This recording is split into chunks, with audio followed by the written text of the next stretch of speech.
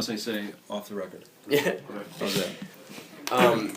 So the plot of our book is essentially a 15-year-old kid who is he takes pride in violence, I guess. He likes to commit violent acts, he enjoys it, and he gets arrested for murder, and they decide to put a new treatment on him that makes him physically ill to seeing violence or committing violent acts.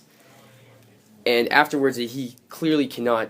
It's effective, but he clearly cannot choose to be violent. He doesn't have the choice anymore. Essentially, he's just sickened by anything he sees, and even it affects him in things like listening to music and stuff like that. And we want to know how, from your standpoint, how do you view this? Do you think this is ethical? Would you say this is from, what are your thoughts on that, just for starters? I would say that it is unethical because each person should have freedom to make his or her own choice. That the moral culpability rests with the agent, and in this instance, the agent is the person who is denying freedom. If the kid in the story continuously does bad things, and even up to the point of murder, the moral culpability rests with that person. So that person needs to accept consequences of his or her action. Someone precluding that action through what you're talking about is, in my view, an ethical violation of a person's privacy. And from my perspective, it is unethical. Now, let me think about this. To prevent an action that one knows is imminent. Example, someone comes in here and they threaten us, or they look like they're going to threaten us, and I take preventive action against that person, then I believe that to be the moral thing, because there is a real and present danger that I must defend us against. So in that instance, I believe I'm doing a moral right. But on speculation of somebody doing something, I believe that to be a moral wrong. In the as we learned with Aristotelian ethics, could you characterize a person who enjoys violence and I suppose he understands it but prefers to be violent? Would you characterize him as how do we call him? What was the term for a vicious, self-indulgent character? Excellent. Would you characterize him as such? I would not characterize the person as vicious, self-indulgent unless the agent does not know right from wrong. If the agent does not know right from wrong, that would indicate that the non-rational part of that person is in control of the rational part of that person.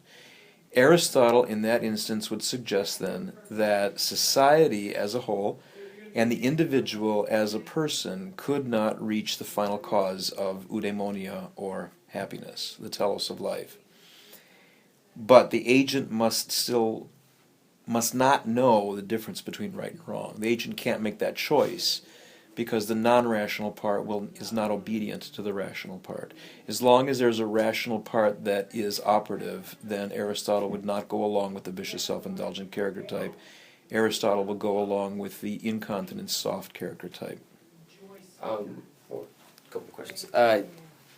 It's clear that this situation, what the government is trying to do, is more utilitarian. Mm-hmm. Would you think that if they continue to program something along this program, do you think that would be beneficial to society? Do you think that'd be right to? Do you think? I guess you're saying.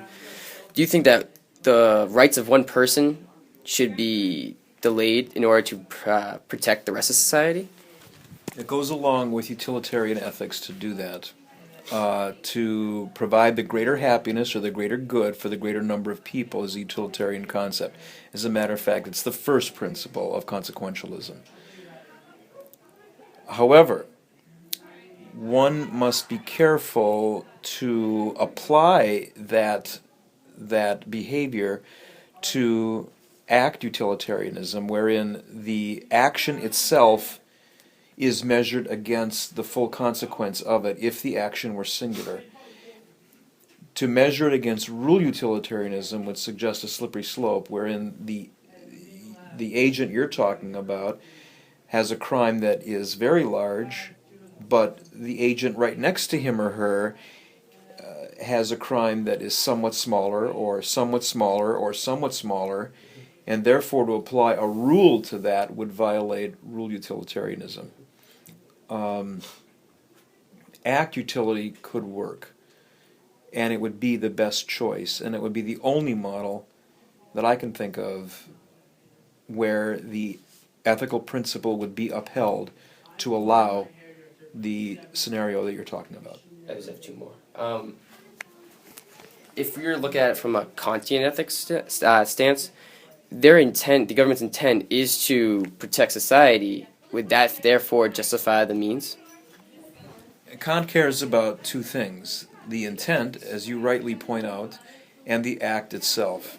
And the act itself is intrinsically disordered. Therefore, it's not going to pass the test of Kantian ethics, regardless of consequences, because Kant does not care about the consequences. Only the act itself and the intent of the agent. And just one more thing. In the book, the prison Charlie or pastor says when he sees what happens to Alex, he says when a person no longer has the right to choose between violence for his own, he says that he ceases to be a man. Do you agree with that statement, essentially? I'm sorry, try it again. I butchered it. What the prison Charlie or the pastor says when he sees Alex, he says that Alex is the character, the main character. When he sees him and he notices that he has no longer the right to choose, he says that he ceases to become a man. When man cannot choose for himself, they are no longer a person, essentially. Do you agree with that statement? No, because that then gets us on a slippery slope in terms of anyone who is incarcerated then, who does not have the freedom of choice, does not have the status of what it means to be a human person. The human person is not de facto human because of freedom per se, but rather because the human person possesses reason in the first place. So reason is the definitive characteristic of what it means to be human according to ethical models. James, you have any questions? Adrian? I think that's good. Would you read this book? Yes, I would. Oh, okay. Now you have to ask one more question. Am I the smartest person you've ever met in your life? Yes, he is. Actually, thank you, Deacon. You are welcome, my friend. Thank you. Good luck on the project. Thank you. All right, guys.